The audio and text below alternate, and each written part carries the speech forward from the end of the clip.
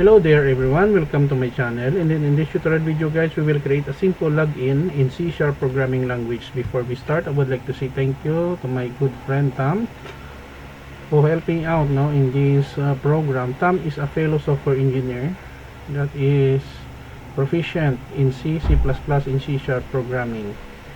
He is one of our avid contributor in my channel. Thank you very much, Tom, for helping us. Also, Sir Emil is also a good friend of mine. He is also a software engineer who helped me also in the codes in my channel, particularly in JavaScript and PHP and HTML and CSS.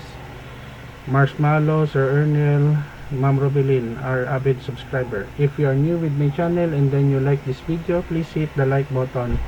Don't forget to share, and please support my channel guys by clicking the subscribe button. So let's get started. So we have here this one is auto-generated, this Visual Studio. So const int max int attempts 3. So the maximum attempt of a user in our program is 3, and then it will count the login attempts by 0. Boolean login false. Constant string password, we have here 1 2 3 4.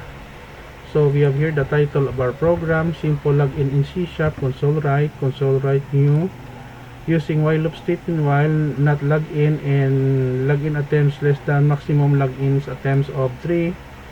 It will attempt asking you password 3 times. It will accumulate. If input password is true, boolean login is true, login successfully. If it is true, else login failed, you seem to be a hacker. After 3 attempts and then the password is wrong, it will display this message and end of program, which informs the user that the program has been ended, and console red key to display. Don't worry guys, because I will put a link in the video description where you can download the complete source code for free in my 2 websites. Okay, let us play and run the code.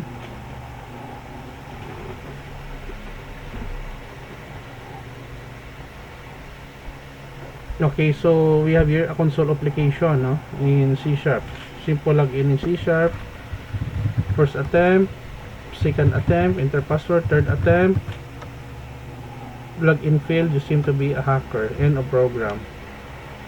So for example, we know the right password. First attempt, right password 1 2 3 4, login successful, end of program.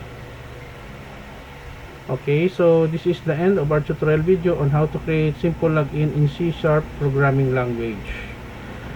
Thank you so much guys for watching. I hope that you have learned in this simple login program in C#. I will put a link in the video description where you can download the complete source code for free in my 2 websites. Don't forget to like, share, and please support my channel guys by clicking the subscribe button. See you in the next video tutorial guys. This is your friend Jake saying bye bye for now.